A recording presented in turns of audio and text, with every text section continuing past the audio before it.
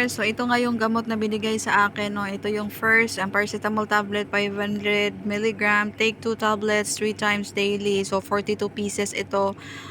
Drink the medicine if necessary lang talaga, or nangingurot yung suso or sumasakit at hindi natigil. So this medicine is for fever, pain. Adult daily maximum dosage is 8 tablet per day. Binigyan din ako ng ganito, binigyan din ako ng 21 tablet ng ibuprofen tablet. So this is also for pain reliever.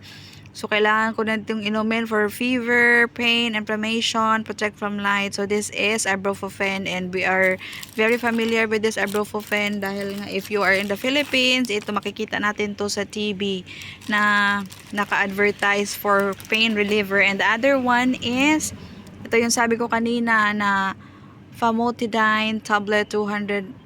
Famotidine, I don't know if I pronounce it correct, but it's gastric acid suppressant. So feeling ko po ito pag yung na-acid ka siguro sa pag-iinom ng gamot, ito yung iinumin mo. Pero this one is twice daily lang, isa sa morning, isa sa afternoon. So ayun po, ito yung mga gamot na binigay sa akin ng doktor ko sa aking pagpa-check up sa pangingirot ng aking bukol sa suso. So meron tayong bagong bukol sa suso, parang breast, ewan ko, breast mass, the same terms lang ata yun, na tumubo, nag-trigger siya dahil sa pagbuhat ko ng mabigat. So nagpa-check up ako at ito yung mga gamot na binigay sa akin.